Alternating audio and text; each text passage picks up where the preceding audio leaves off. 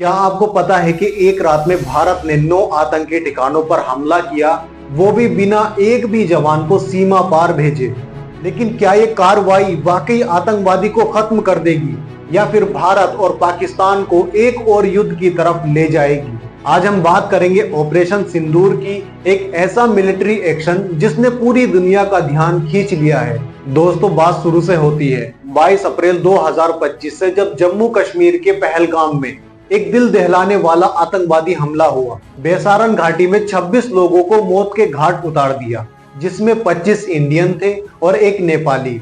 और इनमें से ज्यादातर लोग ऐसे थे जिनकी नई नई शादी हुई थी, वो अपनी जिंदगी के खूबसूरत पल बिता रहे थे। आतंकवादियों ने सारी हदें पार कर दी और उनको मार दिया गया बेरहमी के साथ। इस अटैक ने पूरे भारत को हिलाकर रख दिया।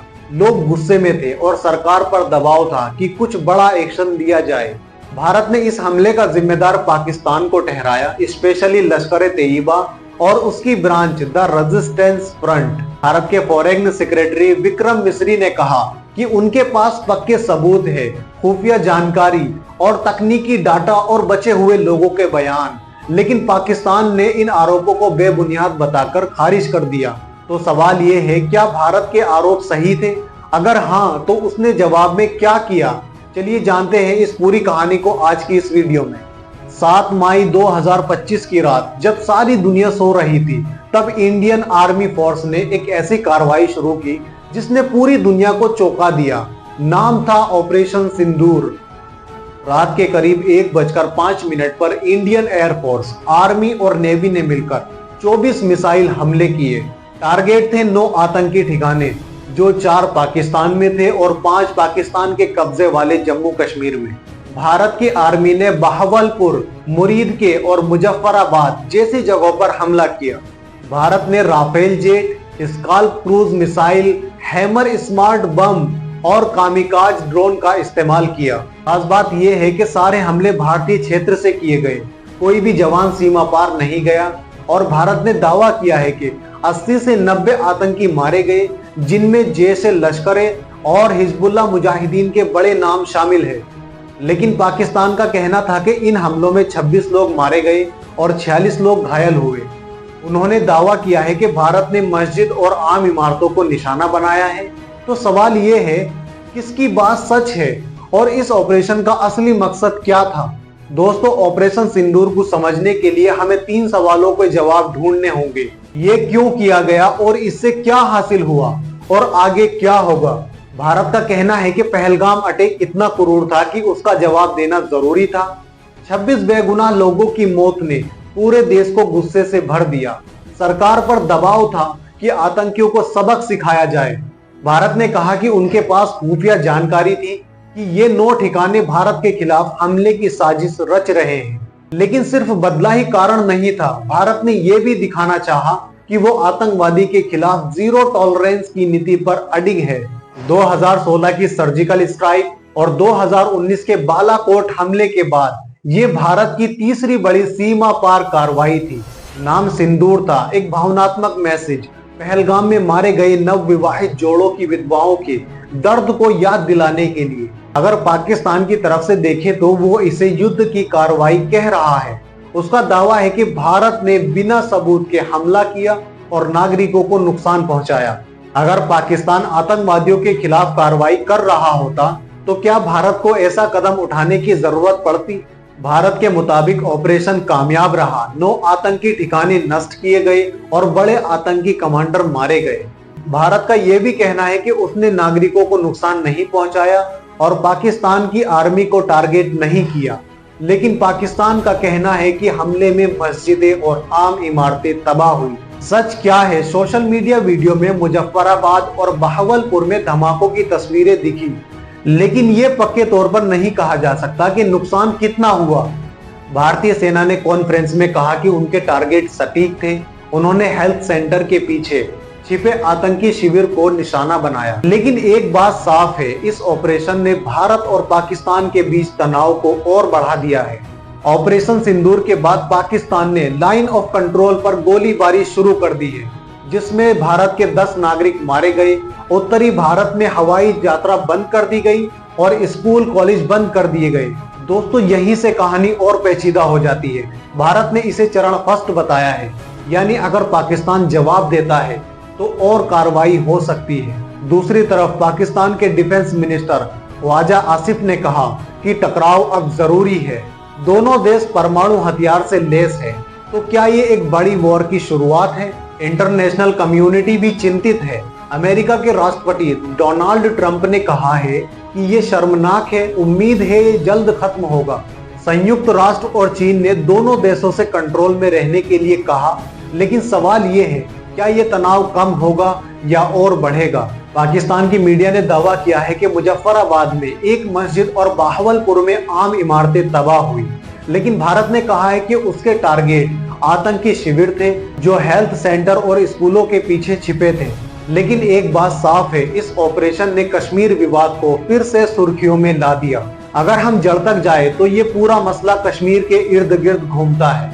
1947 में भारत और पाकिस्तान के बंटवारे के बाद ये दोनों देश कश्मीर पर अपना दावा करते हैं। 3 वॉर हुई 1947 के बाद, सन 1965 में, सन 1971 में और सन 1999 कारगिल युद्ध, सब में कश्मीर एक बड़ा मुद्दा रहा। आज भारत जम्मू कश्मीर को अपना हिस्सा मानता है, जबकि पाकिस्तान पाक को कंट्रोल करता है। लेकिन सबसे ज्यादा नुकसान कश्मीरी लोगों का हुआ है। हिंसा, इंस्टेबिलिटी, आर्थिक पिछड़ापन उनकी जिंदगी का हिस्सा बन गया है।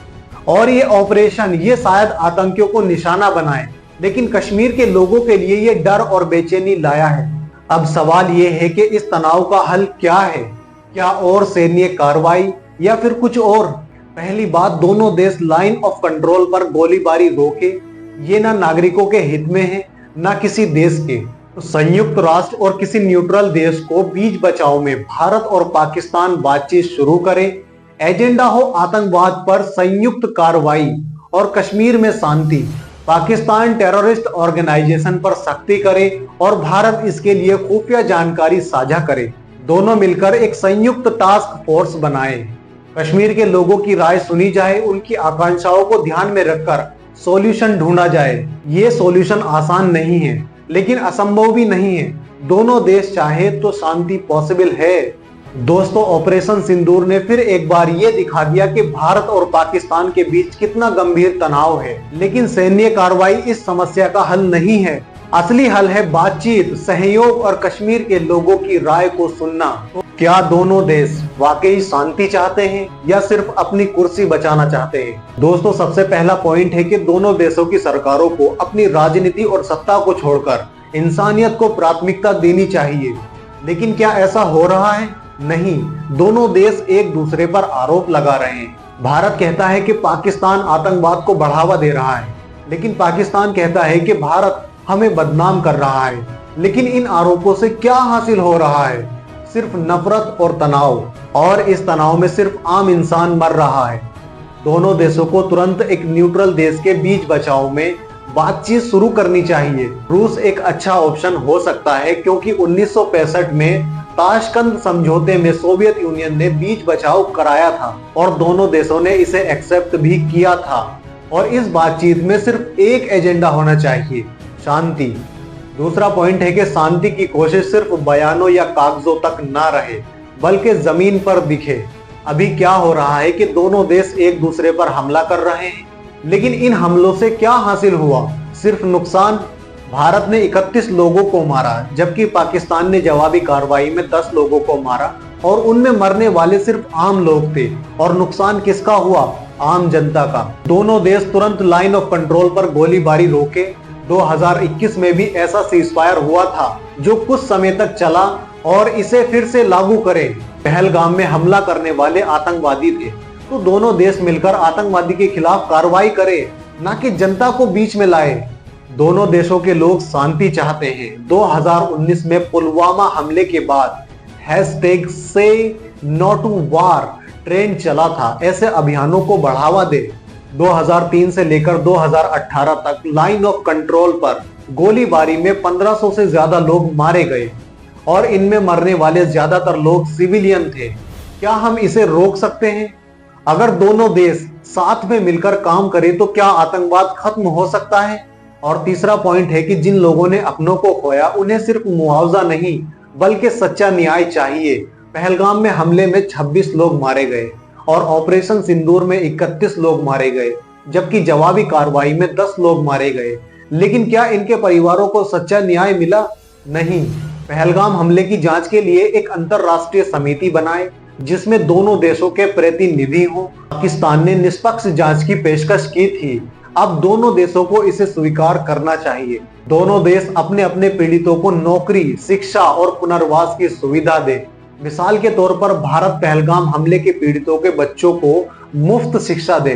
भविष्य में ऐसे हमलों को रोकने के लिए दोनों देश अपनी खुफिया जानकारी को साझा करें। अगर जांच में पता चले कि इस हमले के पीछे दूसरा कोई देश था, तो जैसे कि एक ग्लोबल पावर ने आतंकवाद को बढ़ावा दिया, तो दोनों देश मिलकर उसका सामना करें। चौथा पॉइंट है कि दोनों देशों की मीडिया को सनसनी फैलाने की बजाय संवेदनशीलता दिखानी चाहिए। अभी क्या हो रहा है? भारत की मीडिया कहती है कि पाकिस्तान दुश्मन नंबर 1 है, लेकिन पाकिस्तान की मीडिया कहती है कि भारत हमें बर्बाद करना चाहता है। लेकिन इस नफरत से क्या हासिल हो रहा है? सिर्फ गुस्सा और डर, और इस डर के बीच मर रहे हैं आम लोग जिनका कोई कसूर भी नहीं था। मीडिया शांति की कहानी दिखाए और नफरतों को बंद करे। अगर देश की मीडिया सही हो जाए तो क्या नहीं हो सकता। एक स्टडी के मुताबिक सन 2023 में भारत और पाकिस्तान की मीडिया में 70% खबरें सिर्फ एक दूसरे के खिलाफ नेगेटिव थी। दोस्तों, यहाँ पर एक सवाल उठता है, क्या मीडिया अपनी जिम्मेदारी समझेगी? क्या वो झूठी खबरों को दिखाना बंद करेगी? दोस्तों, ये 4 सॉल्यूशन, इंसानियत, शांति, न्याय और संवेदनशीलता, भारत और पाकिस्तान के तनाव को खत्म कर सकते हैं। लेकिन ये सॉल्यूशन तभी काम करेंगे जब दोनों देश इसे इज्जत का सवाल समझे। सभ्यता का मतलब है प्यार, शांति और इंसानियत। सवाल आपके सामने है, क्या हम शांति की मशाल जलाएंगे या नफरत की आग में जलते रहेंगे? सोचिए और अपने विचार को कमेंट में बताइए। अगर आपको ये सॉल्यूशन पसंद आया हो तो इसे अपने दोस्तों के साथ शेयर कीजिए, क्योंकि शांति ही हम सबकी जिम्मेदारी है। सभ्यता का रास्ता चुनना इज्जत का सवाल है। आइए इसे साथ मिलकर बनाएं।